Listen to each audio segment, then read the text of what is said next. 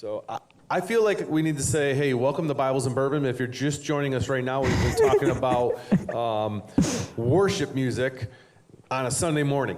If you've listened to any of our previous videos, you've seen us talk a little bit about Christian music in general. So some of this may sound a little bit similar to that, but we're specifically talking about on like a Sunday morning church worship service and praise, worship music, all that stuff. Lots of good stuff here. The two guys to my sides here are both drummers for a church worship band. So Jeremy sucks though.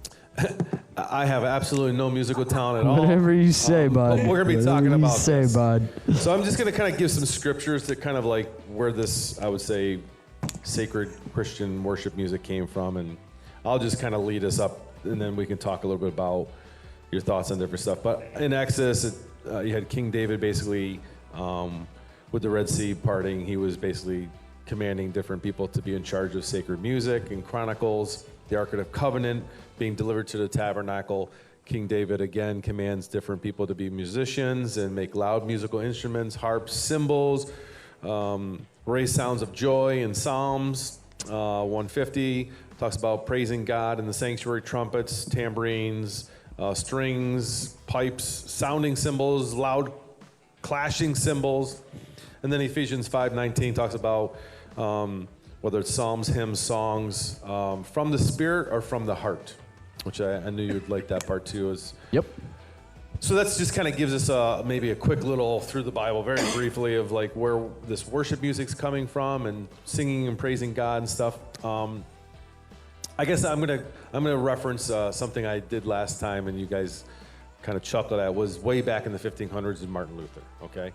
So I go to that because Martin Luther basically was looked at and said, hey, he's using songs that were sung in bars or on the streets and that type of secular theme and that type of sound, and he was putting it in the churches, and that was looked down upon, or I guess I would say it was welcome, not looked down upon, but people did look at that and say, hey, this is where he's getting it from. And so if you were somebody at some point in time back then, you may look and say, hey, that was so crazy. Like, what is he doing? He's using bar music. But now if we were to listen to a hymn or something that he wrote, we would not at all look down upon it and think that was like a terrible, oh my gosh, what's he doing? That sounds terrible. That's so secular. Right.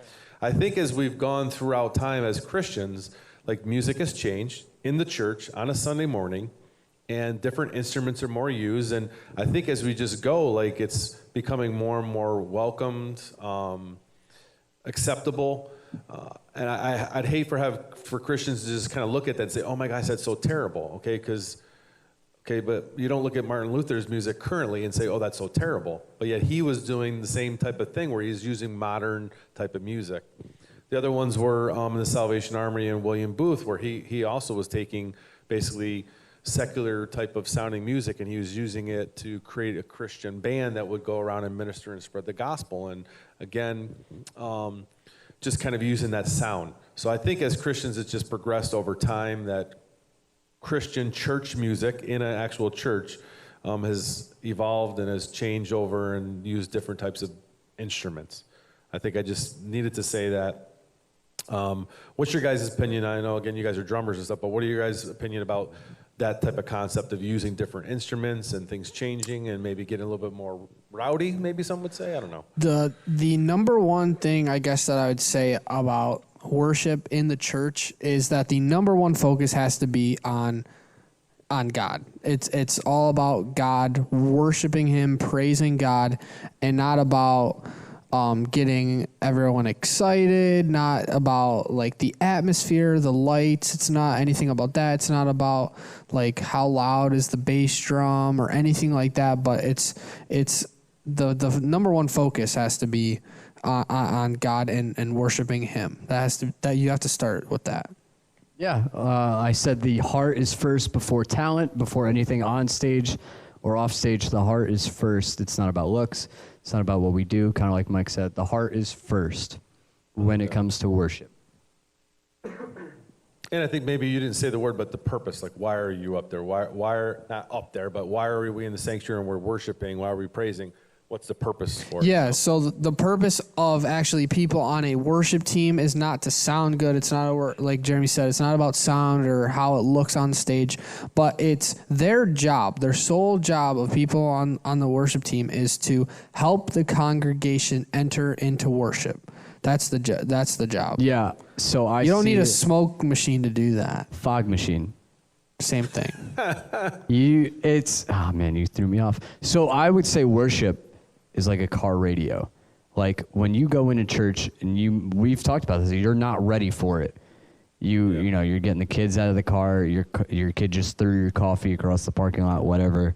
You're not ready for it. And some people do come in and they do have to prep themselves. We see people praying. But I think it's very much like a car radio where you have to fine-tune it, and that's what worship is. It's just that fine-tuning until you get into that atmosphere of like, oh, okay, I'm here. I'm ready. God, let's do it.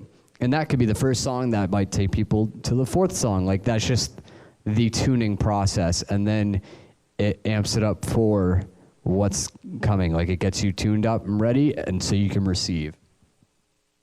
You were saying earlier about what's the direction? You were going on about it's this way or it's this way. Yeah, so growing up, part of a worship team, I was always taught our worship needs to be going up instead of faced back down. So songs that glorify him, like Yes and Amen, like everything is pointed this way, but songs, I like this song, but songs like So Will I talk a lot about I, me, stuff like that. So back home, we try to stay away from stuff like that, not because they're bad, but because our focus is this way. And we do that here a lot too. At the church we attend, we focus a lot on that way, and that's why we won't do some songs, just because the focus is not right. Yeah, there's a lot of great Christian songs that are out there that sometimes churches want to play on a Sunday morning that are like, that's a good, great Christian song, but how is it like worshiping God or giving praise and thanking him? It doesn't seem like it is. And I guess that's something that churches need to wean away from, those that are doing that. Yeah, it's not about popularity and stuff like that, not about the current song, but just about focus. Right. I think we've said it already, maybe not, but what's the difference between praise music and worship music, or a praise song and a worship song? What would you guys say? What would you say we play in service? What would you say we play? Both. Okay. And I would say maybe the first song, maybe the second song are praise songs. Okay, that's what I wanted to know. Or worship songs. That's what I want to know. I think praise songs are songs that may not focus straight up. Maybe they are not straight down either, but maybe not as intense as some of those later songs. In what way? Like King of My Heart, stuff like that, where that is me, that is very like to you. Like you say me every once in a while, and it's not meant that way, but like directly focused, where those first two songs that are praise songs, is that what you said? Yeah. They are more like to get you tuned up, starting to tune up, but you know, anybody could worship to that. Okay. What would you say, Mike? What's the difference between the two? I'd agree with that. Just, I guess, intensity and focus might be a little different, but not saying nobody can not worship to praise songs. That's not what we're saying. Yeah. I think when I think of praise and worship songs, a worship song is something that I could find myself like bawling my eyes out singing because it's so intense, so intimate, how much I love Jesus. Yeah. And that's me deep in worship, where a praise song, I'm probably maybe clapping, I maybe rocking in my seat or something like being a little bit more happy and thankful. Well, then that's subjective, though. Yeah. Yeah. Right.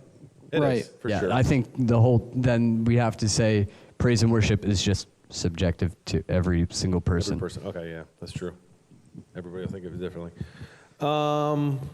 What else we have, gentlemen? What are we talking about? So I think I want to just touch on like kind of just the different genres, because like there's tons of different churches. So like I'm thinking like there's many churches and they sing hymns. Our churches, we have, it's very upbeat. We have electric and drums and all that. And then you have Jeremy's church that's a full metal rock. Metal. We like to get loud. They are a rock. They're rock. Wow. Their pastor. Their that's worship. the thing, though. No. That's the thing. You're going to talk about my pastor doing guitar solos. But Yes. that is the way he worships, though. Right. Which is the way I bring it here. That's how I worship. Right, but I was just So gonna it is say about the there's- heart. I was gonna say just there's a wide spectrum with a dude doing a drum solo We do or a lot a of those. guitar solo, and then singing hymn songs. So like, There is a wide spectrum, yeah. What- I would just say it's the heart. Like, if you can worship to that, then that is your fine tuning, getting ready for it. If you can only worship to hymns, then that's your fine tuning. But I would never say that's not worship. You know what I mean? I guess I would never say that. I would say. I'm just gonna play the devil's advocate and say, I don't know if you do it, but if you're doing a drum solo in church, is that drawing the congregation's attention towards you? No. Not Christ. When I do it, it's number one, it's planned out. well, we do drum solos here too, by the way. Never. So it's, Yeah, we do. It's not planned out. It is planned out. We I'm do sorry. drum solos It's here. planned out, and it's mainly for intensity. When we play it back home, it's for intensity. Everybody stops. You have the drums playing when a chorus is playing. Yeah.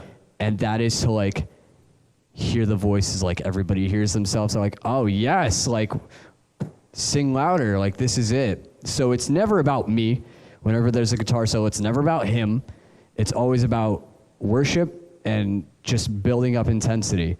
Like that's how my pastor worships, and he Yeah, goes and nuts. yeah, that makes sense. Like I said, we have had drum solos here, and that builds intensity. And when me or Jeremy's not doing the drum solo, they're clapping, they're getting into it, and it's building that intensity, I guess.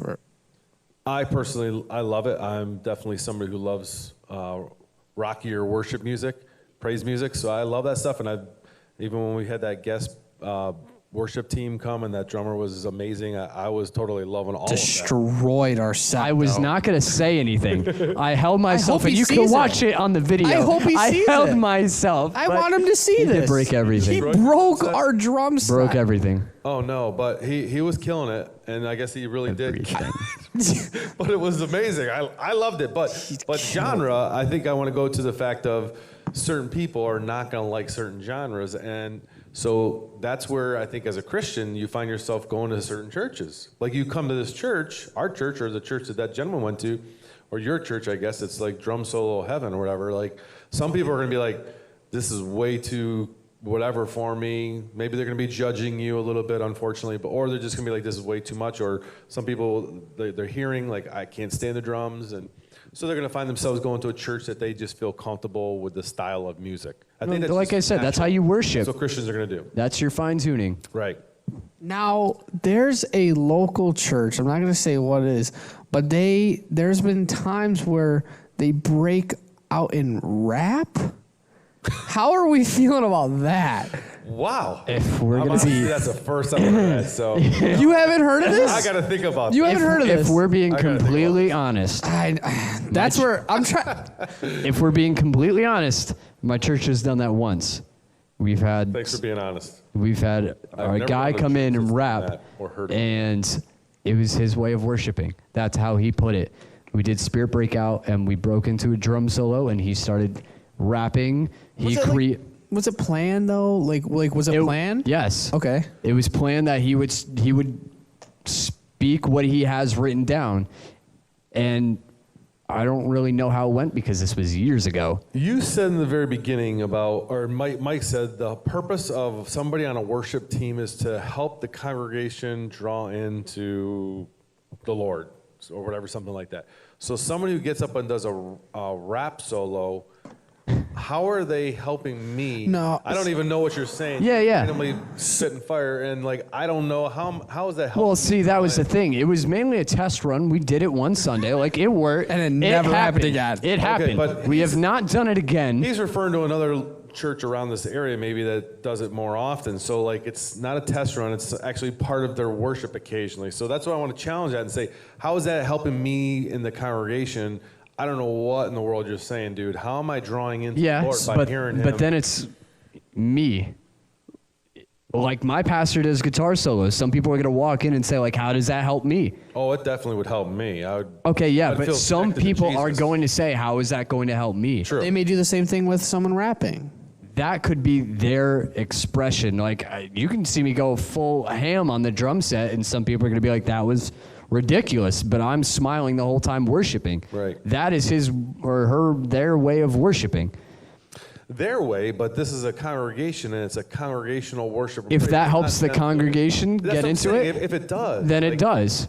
And that's what I would say. If it does, and I guess if I was pastor, I'd be looking at me. Is this really helping the congregation enter in? Or you'd have to look into that. That's a good way of. Or is this person just trying to get a little spotlight? So that's important Look to take into it. note of. So if they're rapping, the congregation needs to be entering in or having that it's gotta help them enter into worship. Because I don't know how it is in play at that church, Sure. but I will say, when I went to Saturate, they would always start with like a rap or something like that, and they used that as kind of like our church with a upbeat fast song. Yeah. The rap song helps us enter in, get excited for worship and stuff like that. So like maybe that church uses rap to kind of get the church ready. We do see that in Bethel, not straight rap. Like, nobody's doing rap God in Bethel, but they do spoken words, Right. which is kind of, Yeah. it's the exact same thing slowed down. Yeah, right. So, like, and that really gets people going. Spoken word is so lit. whatever gets the congregation tuned in, I would say look into it. See if it's working, it's working. If it's the heart first, what is the rapper doing it for? Yeah, exactly. Yeah. And I think we're very narrow-minded as far as our experiences to know, like, to be at various churches. But I'm sure there are churches where it's like probably a regular occurrence that rap's going on. There's people are entering in, and it's really stirring the believers to draw closer to God. I would hope, at least. We just don't ever experience. Yeah, hopefully it is like church that. in the area that has done this, but maybe there's many churches that do it. I guess it goes back to the heart, and is it drawing people in? I mean, that was the reason we did it, just because that guy, that's how he was a singer too, so it was not like we're only going to do a rap song. It was in the middle of a song, like he did a spoken word, but it turned out to be a little faster, not super fast, but yeah. It is about the heart, and obviously that did not work well for our congregation, so we did not do it again. I think it kind of goes back to what I was saying in the beginning, that like throughout time, worship music has changed over time. And somebody watching our video right now is being like, the three of them are like. I listen to NF and Andy Mineo, and then I turn on Christian metal. Okay, it's okay. Somebody's probably being like, "Oh my gosh, they're being a little Eminem. too critical." Like, aren't they? They're narrow-minded that rap is the next thing in churches to be able to do. And I guess I guess we're open to it, right? We're saying, it depends on the heart, and it's drawing people. And I'm down for a spoken word. Just please don't bump Kanye in the church. Please don't do it. Oh, okay. That's not what we were talking about, but Kanye's a whole other subject. we're just giving this guy spotlight. So, anyway. Do we want to get into any of like the theatrical part of worship? So, I mean, there's I don't know the question in my head that I'm trying to, the wording, maybe you guys can help with it, but like for worship and stuff like that, like aren't there some worship that is like can be Holy Spirit filled, and then others that isn't? Like there are some denominations, I don't want to like call out them, but like if I went to their church and like worshipped, I would probably be like, the Holy Spirit isn't here. Like this doesn't seem like a worship, a good true worship. I don't know the wording of it. I have no clue what you're asking. I feel like you're going back to genre, that like somebody's going to go into a church that I grew up in years ago, and I guess that goes with heart, maybe. you could be singing a hymn, and you would be like, "Man, the Holy Spirit's not here." I'm telling you what, a hymn would never do it for me. Like would never do it for you, right? Yeah. Right. Some people, Yeah, like they're totally we on have fire a for common God. friend Yeah. that listens to that. Yeah. And while that doesn't touch my heart, it touches his heart very much. Right. So I would never say that that's not worship. Yeah. Okay. Yeah. What you were saying on theatrical, I didn't know if we wanted to go there. I mean, I have been to places where it is actual, I hate calling this, but the actual stage I hate calling it that because it's not. I have too, yeah. And they got the lights, they got all that, yeah. Like The smog machine. the smog. Fog. I kid you not. I've been to places that have a stage for the drums, Yep. a big fan, and the first time I played, they're like, "All right, if the fog gets too much, turn the fan on." And I'm like, "What? The fog? Like that is normal for some for some people." Like I said, it's all about the heart. If you're doing it to be all flashy, and I know some places that do that, they've got sky cams and stuff like that. Like that is just too much. What is the purpose Of a that? sky cam? No, of all of that. Of the theatrical, what is the purpose of I that? guess to build up to what like Bethel and Elevate, like you are trying to step up when you shouldn't be. Like if Well, even I for think it's Bethel just- and Elevation, what is the purpose of them doing it I that think way? they have a good reason for all that. They are trying to promote music to millions of people, so they kind of need the sky cams and stuff like that. Like, and they also Right, have that's a big different. They're church. like a professional. But this church with 300 people is buying like 4 sky cameras and 3 fog machines for no reason, just because they see somebody else do it, and now we have to do it. Right. It is all about the heart I don't all like around. the theatrical, and that's another reason why it's like sometimes it's hard for me to go to like very hard. I won't say sometimes, but it's really hard for me to like go to like mega churches because that might be for some people you like see what it you at need. every mega church, and there's this one church that I've gone to, and they're a mega church, and what they do there is great. I have friends that are leaders there, and what they're doing is really good. But they also have the theatrical, but it's not like over the top. Like I they guess have lights. And it's stuff really like about that, the but heart, no matter what. It is about the heart. Because us doing theatrical here, like, would just be stupid. But you go to Bethel, and that's like Right. the atmosphere. Like, yeah, it's a lot, but like people are obviously being I touched guess- and stuff there Right, during right. that Yeah. worship. So I guess when you're a big church, you want it to look somewhat and it's professional. All that theatrical is not big church, just. If you're a big church, It's not just for people worshiping there in that moment. Like a lot of it is for the 5 million people that are going to view it on YouTube. Like Right. it is to get everybody in. Gotta look good. yeah, like Yes. like when Mike. So it's when- very much about the heart with Bethel. I see it not as like, yes, we've got this thing and that. Like I personally like Mike Todd has the coolest backdrop I think like of any church that I've seen. Like he has like the coolest stage and the background. Like it's like dope. It's super cool. And when you see that he's watching a video, that stuff draws your attention to it and goes ooh, and then you watch it. see, that sounds like a heart issue. Like if you're attracted to it for a background, but like these guys have it for like. Well, think about a non-believer. Well, it's if a you hook. see, Yeah, it's it is a a hook. hook. Yeah, you're right. It's clickbait. You're It's right. clickbait basically. Well, then is it for the right reason if it's clickbait? Well, maybe that's what initially draws you, but then you're Yeah. in it for the right Yeah. reason. Yeah. I think, I mean, I've said it before, I'll say it again. There's just Christians are going to be drawn towards different styles of music. Yep. And they're just going to go to different churches because of that. And hopefully they don't look and say, Jeremy's church that's doing drum solos is like not a Christian church or something and criticizing Yeah. you. Being a little too religious or whatever and saying that you're not a good church because of that. And they want to go to a church that's playing organs or something. I don't know. Yeah. Heart. Anything Alright. else? What do you think, guys? I don't know. I'm pretty good. I'm ready to go play Good. some Might Get Loud. Thanks for watching Bibles and Bourbon. And please give us some comments down below what you thought about today's video. And we'll catch you next time.